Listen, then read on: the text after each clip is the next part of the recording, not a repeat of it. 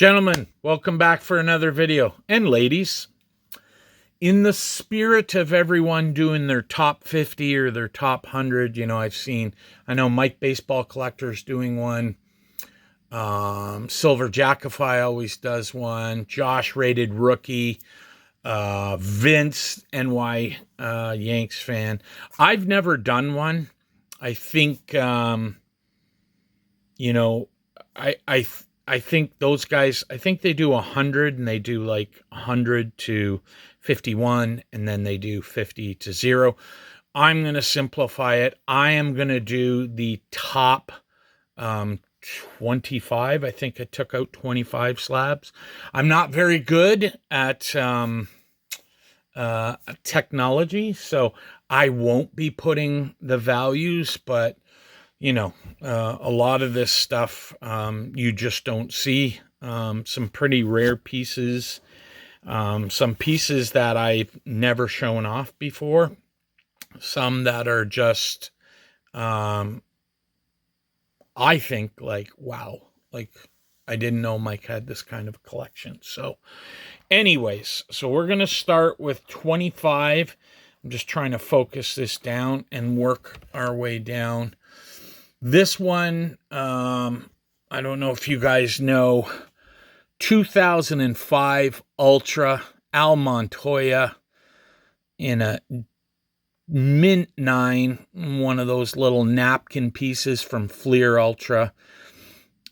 I can't even surmise what the amount would be. Al Montoya, probably the best goalie to never win a Stanley Cup, win a Vezina, get into the Hall of Fame. And it's sad because a lot of people don't know about him. Michigan Wolverines goalie, highly touted prospect, and people just didn't enjoy collecting his stuff, but pretty proud of that one.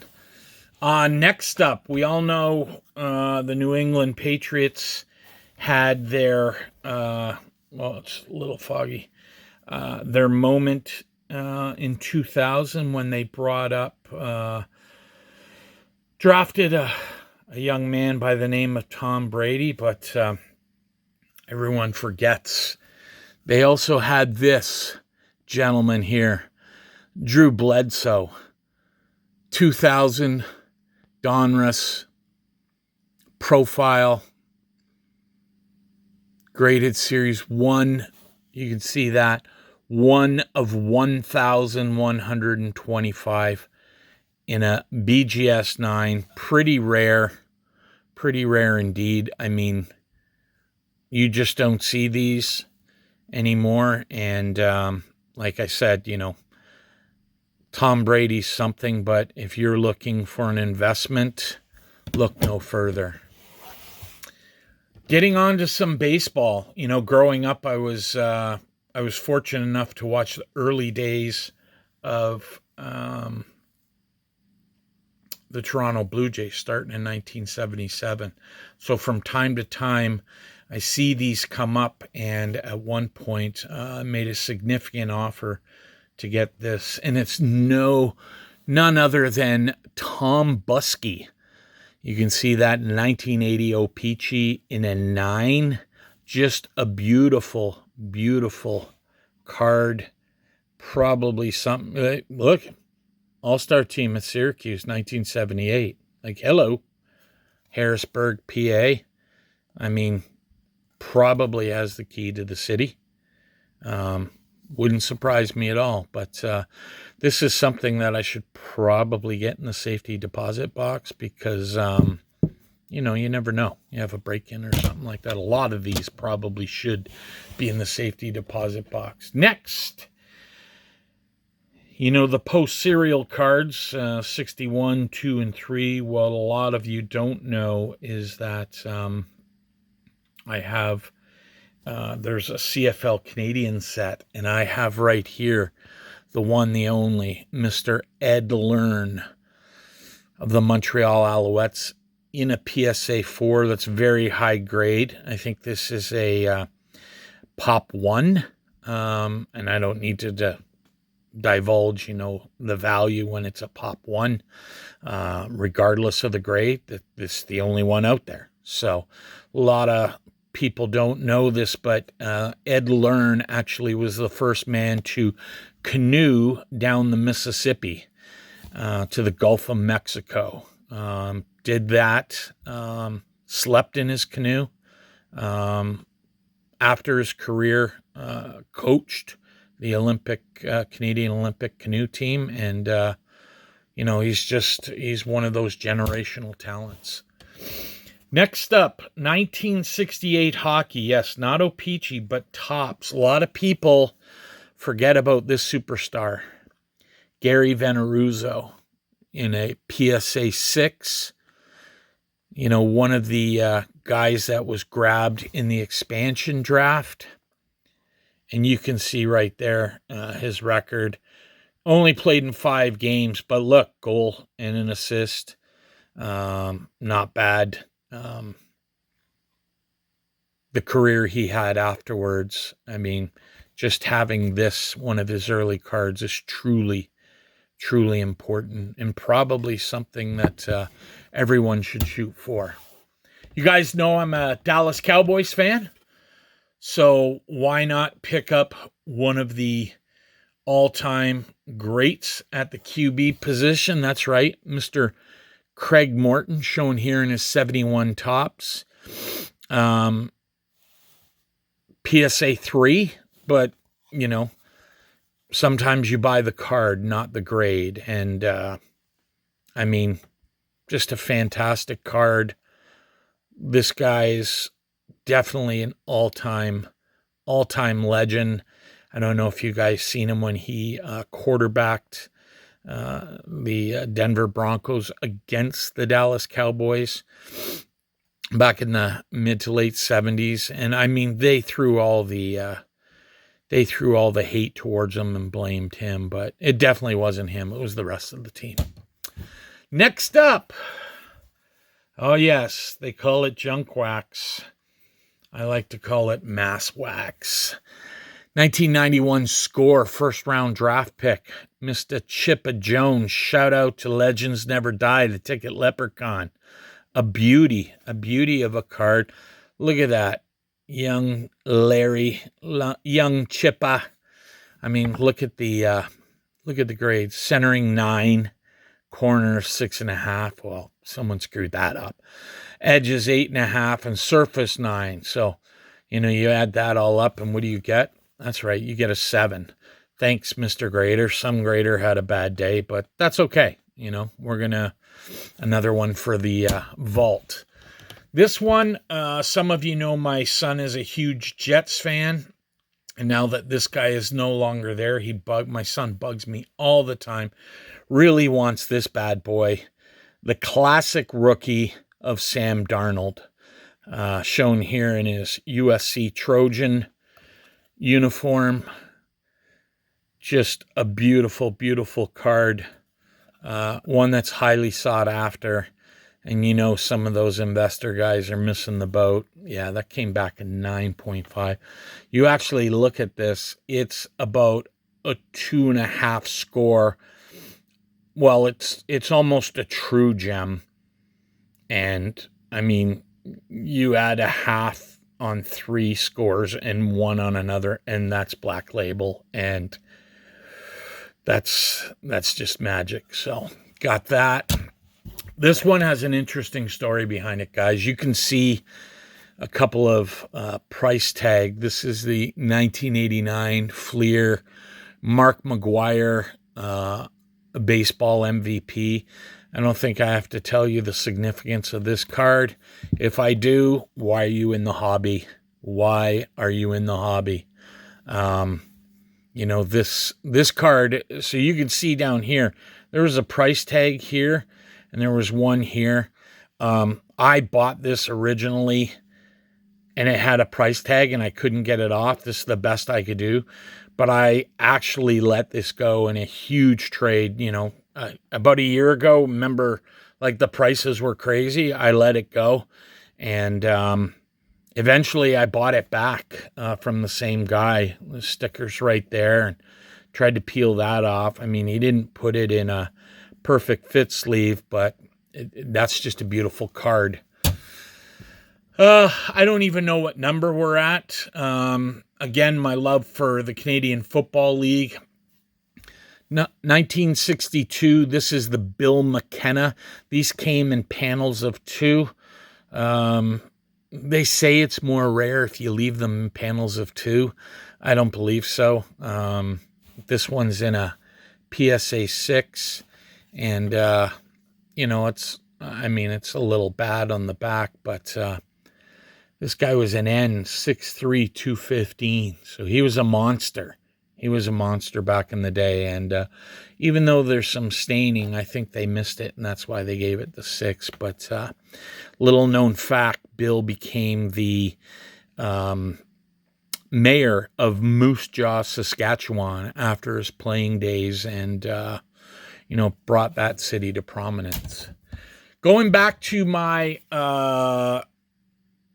love for O-Pee-Chee baseball and the Blue Jays, how about everyone remembers this pitcher, Dave Lemanchuk? I mean, how could you forget? Guy was a stud. Only after 3 years, he had a record of 33-54. I think you have to, ignore that. That's mostly bullpen when this guy was coming out trying to relieve things for the Blue Jays. And I mean, even his Tigers record, I mean, you just combined, look at his first year, 13-16. He was with them as an expansion team. I mean, that's pretty good. And that one, that's a 9. So again, another one that should go in the safety deposit box. This one's interesting.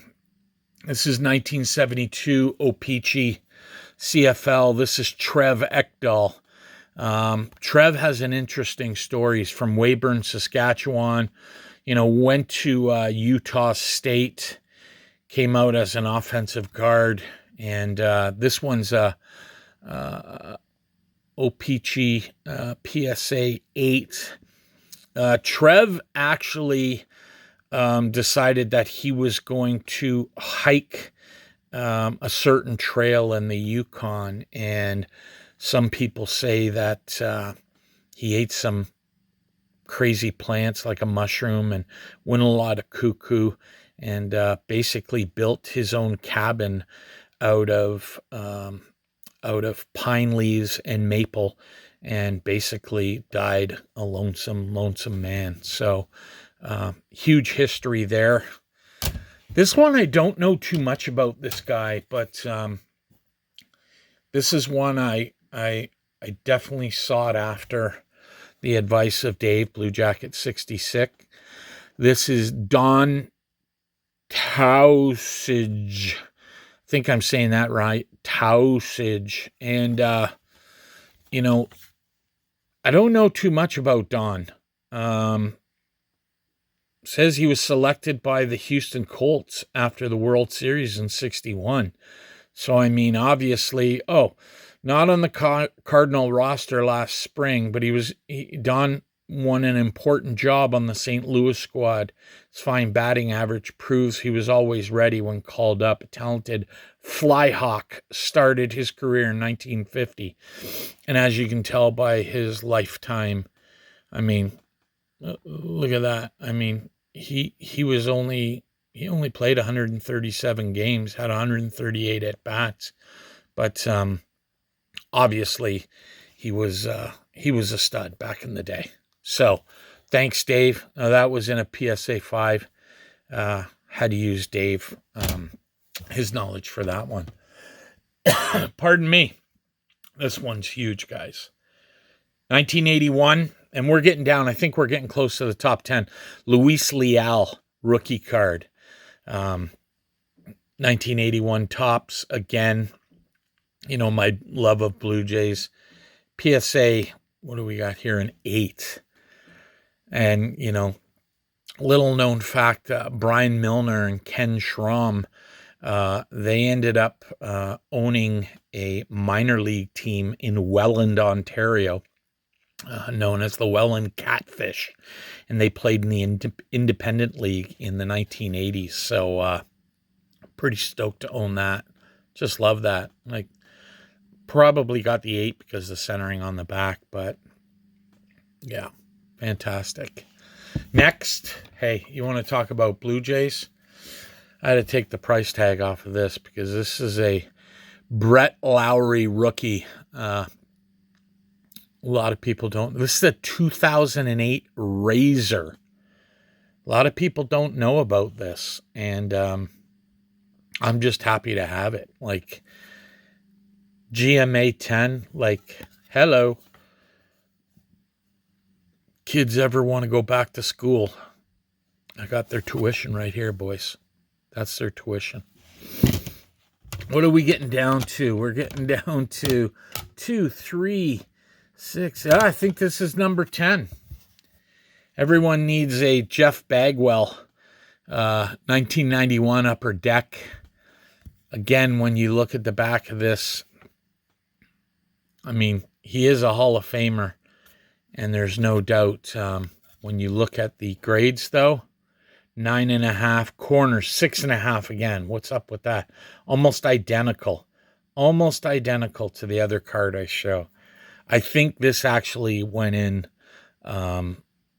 with the same lot and probably had the same grader. So that one came back a 7.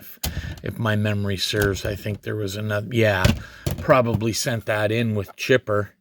Like, look at these grades. Tell me what's going on here. 9.5, 9, 6.5, 6.5, edges 8.5, surface 9. Oh yeah, so you change one just to change up my bankroll. Thanks, Mr. Grader. This one is a beauty.